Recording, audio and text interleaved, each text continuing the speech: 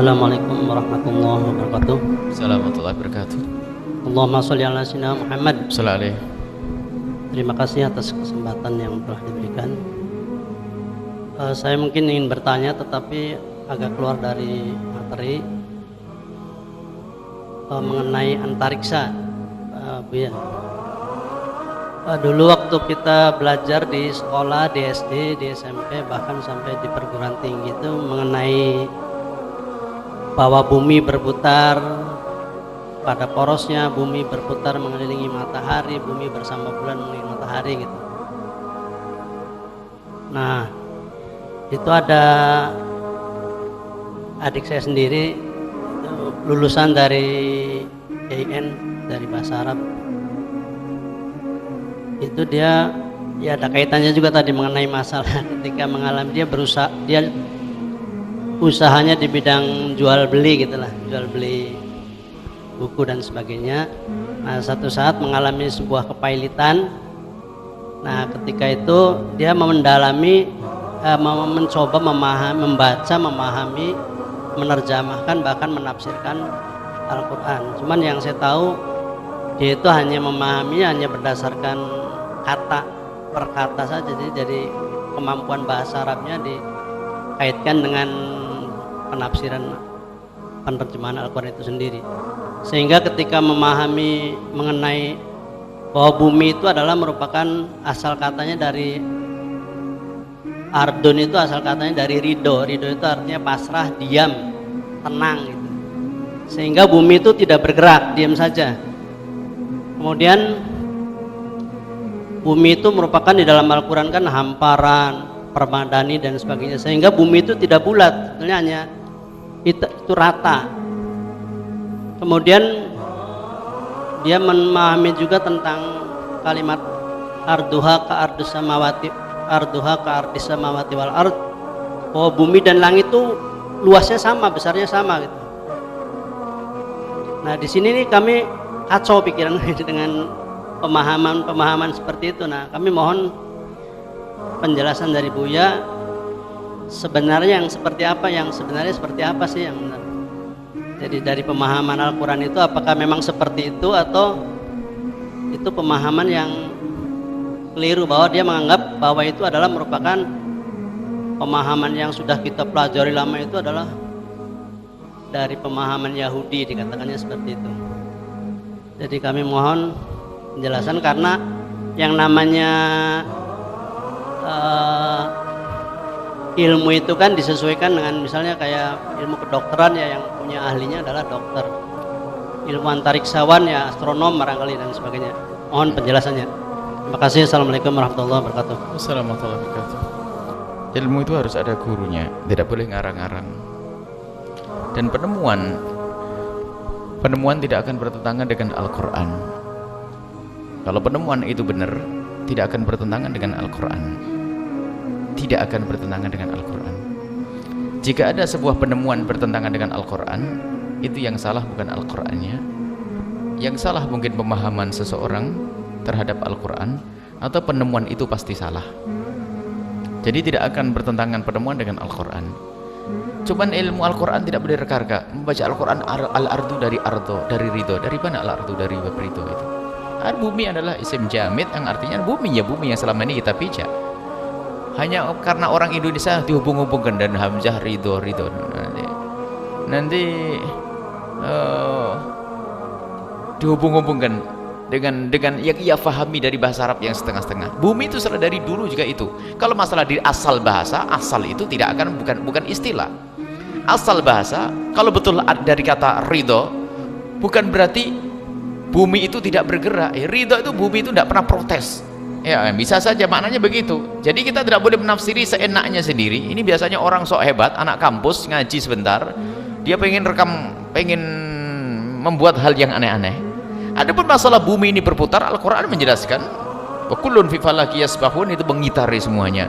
Kemudian juga antara bakas bumi itu bundar, tidak ada walal lailu sabiqun nahar, enggak ada malam mendahului siang, tidak ada siang mendahului malam. Malam ada, siang ada. Bagaimana? Malam itu akan selalu ada dan siang akan selalu ada. Bukan berarti malam lalu dihapus oleh siang, tidak. Jadi siang itu ada, malam ada, dan tidak pernah hilang namanya malam, dan tidak pernah hilang yang namanya siang. Jadi tidak pernah bisa dikatakan bahasanya siang itu mendahului malam atau malam mendahului siang, tidak ada. Karena siang itu sudah ada, siang itu ada dan malam ada. Makanya karena perputaran kita, makanya di saat bumi itu berputar ketemu siang, kemudian berputar lagi ketemu malam, kan ada. Jadi siang dan malam tidak pernah hilang. Coba. Dan hakikat ini Al-Quran menyebutkan diturunkan kepada Nabi pada 1400 tahun yang lalu. Ternyata sekarang terbukti bukan malam itu berganti dengan siang, tidak, hanya bergeser waktu kan. Buktinya di sini siang, di Amerika malam, berarti malam tidak pernah akan hilang. Ini menunjukkan bahwasanya bumi itu bulat dan berputar melalui garis edarnya, dan itu adalah diisyaratkan dalam Al-Quran. Kalau mengatakan tenang, ya ditertawai, jangan menyalahkan Al-Quran. Ente yang otaknya yang salah, itu orang itu. Bagaimana kalau ulama semua mengatakan berputar, semuanya berputar. Jangan sampai digambarkan, jangan sampai kau anggap itu gunung-gunung itu diam, itu semuanya berputar, bahkan lebih kencang daripada awan. Banyak riwayat menjelaskan ini berputar Al-Quran. Mungkin dia kurang baca Al-Quran. Dan memang biasanya kita punya masalah besar dengan anak-anak yang nggak mau belajar serius. Anak-anak ya santri bisa, anak kampus bisa belajar Arab setengah-tengah, jadi ngomong-ngomongkan Arab nafsiri dengan seenaknya sendiri. Nah, ini kalau dulu pernah ada, dulu tuh ada zamannya penulis-penulis kejawen dulu, seperti Gatoloco sama yang mestinya Baitullah. Jadi diartikan seperti kiblat papat lor kidul kulon wetan, lor kidul kulon lon, bahasa jorok masalah untuk dihubungkan dengan, karena dia otaknya otak ngeres. Jadi Baitullah itu untuk merendahkan Ka'bah, dia Baitullah bukan dia Baito, Baito kayak bukan Baito bahasa Jawa, dia itu bahasa ya bahasa Arab. Baitullah ya rumah Allah. Jadi kemudian lor itu kiblat papat, lor kidul kulon. Kita baca buku Gatoloco sama Darmo Gandul, ini bikin pusing dengan buku-buku begitu.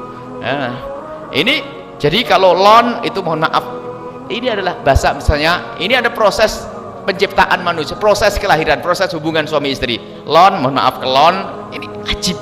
Ka'bah dihubungkan dengan itu. Coba ini kan ada dalam kitab Gatoloco sama Darmo Gandul ini. Nah, ini akan muncul orang-orang aneh begini. Dia itu orang Jawa, tidak bisa bahasa Arab. Setiap kalimat bahasa Arab diartikan dengan bahasanya sendiri. Ya ini kan aneh. Jadi biasa orang apa ya, banyak sekarang ini ya, misalnya sholat S-nya jadi apa, L-nya jadi apa, ini kan terjemahan ente.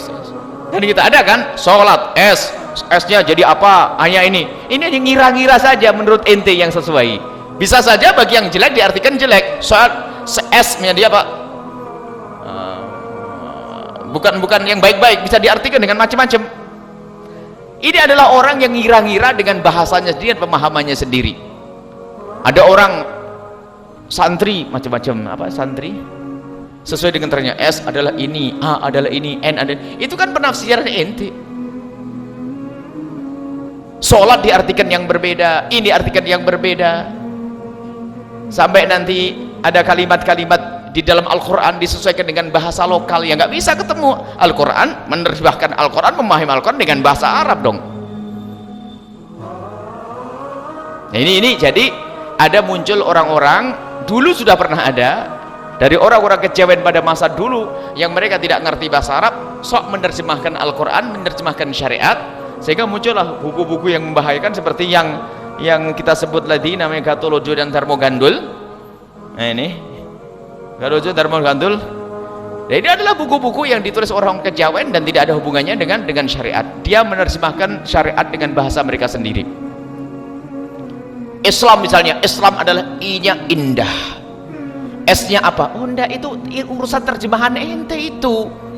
Islam sendiri maknanya adalah damai dan sebagainya, pasrah. Ini adalah ada makna dalam syariat Islam, bukan sesuai dengan pikiran ente, otak ente, lalu ente buat. Bukan begitu. Bahasa Arab ada kaidah-kaidahnya. Jadi itu tidak benar hal-hal itu, tidak usah didengar. Kalau ngaji dari guru, baca tafsir, Kalau ilmu kedokteran betul diserahkan kedokteran, tapi kedokteran tidak boleh dengan semuanya sendiri. Ada ini kedokteran yang keblinger. Contoh saja, dia mengerti ilmu kedokteran, kemudian dia sedikit ngerti bahasa Arab, sehingga ilmu bahasa Al-Qur'annya dihubungkan dengan ilmu kedokterannya, tafsir yang ngaco, bukan tafsir berdasarkan para ulama. Misalnya apa? Wala taqraba hadhihi syajarata. Ini adalah komando, adalah larangan dari Allah. Wala taqraba, wahai Adam dan Hawa, toba. Ini ngerti, ini sedikit bahasa Arab, kebetulan orang Arab ya. Orang Arab saja keblinger di saat tidak patuh dengan tafsir para ulama. Wala taqraba, maksudnya janganlah engkau mendekati hadhihi syajarah. Hadhihi syajarah diartikan, hadhihi syajarah ini hanya tidak boleh bersenggama. Wahai Adam dan Hawa, janganlah engkau bersenggama. Dari mana makna itu? Buktinya apa? Setelah melakukan pelanggaran, dikatakan apa? Ayat selanjutnya, ihbitu, turunlah kalian. Jadi jamak. Ini kan berarti tasniyah. Setelah itu suruh turun Adam dengan Hawa, suruh turun ke bumi dengan sehat, jamak. Berarti di dalam perutnya sudah ada isinya, karena mendekati pohon bersenggama tadi. Ini kan akal-akalannya. Dan ini ada tafsir seperti ini. Di saat disuruh turunlah Adam ke bumi pakai sehat jamak. Gimana kepanjangan ayatnya? Wala taqrabu hadhihi syajarah fatakuta min awa. Terus lagi.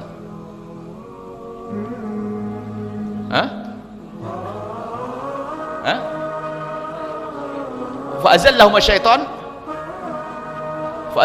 syaitan wa ka irfa sawt, angkat sangat. Fa'azallahuma syaitan wa akhraja mimma kana fi wa qulna bitu, turunlah wahai Adam. Lo jamak, sebab jamak itu kan harus 3. Lupa bahasa Arab satu orang pun bisa disebut dengan kalimat jamak dalam bahasa Arab, 2 pun bisa dengan kalimat jamak dalam bahasa Arab, maknanya luas sekali. 2 pun bisa jamak, bahkan perempuan pun bisa disebut jamak dalam bahasa Arab untuk menutupi. Wa in kuntum fi ardi siwaki, wa in kuntum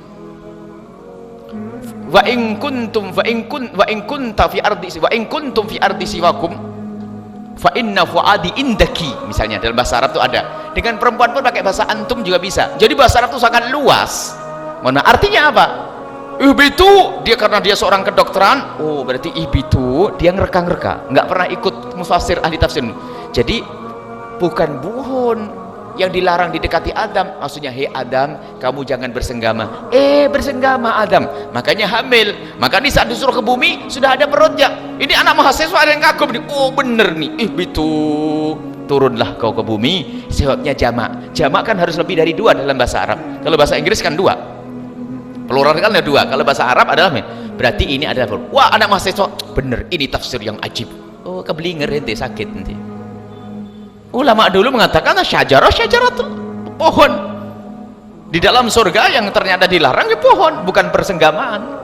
Jadi ada tafsir-tafsir aneh ini biasanya orang-orang aneh. Kita kalau menghadirkan tafsir berdasarkan para ulama-ulama, bukan seenaknya sendiri, bukan semaunya semuanya sendiri. Nah, baik ya, kita keluar dari termogandul, kita keluar dari gatoloco, kita akan kembali kepada tafsir-tafsir para ulama-ulama yang muktabar. Jangan percaya dengan bualan orang akhir zaman. Termasuk ada yang menulis tentang bagaimana Isra Mi'rajnya Nabi diakal-akalkan dengan gaya ilmiah. Isra Mi'raj Nabi SAW, Isra Mi'raj, tidak ada seorang penulis terpersona di mana itu Sidratul Muntaha atau apa ini, lihat aneh. Jadi Isra Mi'raj Nabi yang mukjizat menjadi tidak mukjizat karena apa? Dia terinspirasi dengan sebuah film. Jadi perubahan kimiawi. Jadi untuk bisa melakukan perjalanan yang panjang, Nabi Muhammad harus melakukan perubahan kimiawi. Yaitu makanya di dalam film yang disaksikan, kalau ada orang ingin melakukan sesuatu, ingin melakukan perjalanan cepat, harus masuk proses kimiawi. Setelah berubah dari asalnya, kemudian ditembakkan ke tabung yang lainnya, bisa melakukan perjalanan yang cepat. Makanya kenapa subhanalladzi asra bi abdihi lailan minal masjidil haram ila masjidil aqsa. Masjidil haram seperti tabung, ini untuk proses kimiawi. Kemudian Nabi Muhammad ditembakkan ke Masjidil Aqsa. Ini adalah perjalanannya harus singkat. Jadi waktu itu Nabi Muhammad dari badan yang fisik ini dirubah menjadi badan cahaya. Oh mulai ngelantur dia. Nah ini paling digemari di kampus, masa bestseller tuh. Wah luar biasa, anak kampus yang tertipu rak jutaan katanya. Ini anak kampus sampai ada 2 orang hadiahi saya, Buya ini ada buku hebat. Oh ente keblinger, ente salah. Nah ada, Nabi Muhammad tidak rubah menjadi badan cahaya. Badan Nabi, badan jasad terdiri dari tulang, badan dan darah, daging. tulang daging, terdiri di tulang daging dan darah. Itu Nabi Muhammad waktu meluncur tetap seperti itu. Lah kok nggak kebakar? Namanya mukjizat. Nah, ini banyak keanehan-keanehan. Ini ada orang, dia ternyata latar belakangnya adalah pendidikan umum begitu, rupanya tidak mau patuh dengan para ulama terdahulu, membuat khayalan tafsir. Wah, anak kampus ini yang jarang ngaji ini paling seneng. Wah, hebat, ajib, istimewa. Ngaji. Nabi Muhammad tidak dirubah menjadi badan cahaya. Nabi Muhammad di Isra Mi'rajkan dengan tubuh yang terdiri dari daging, tulang, dan darah, dan tidak dirubah menjadi apapun.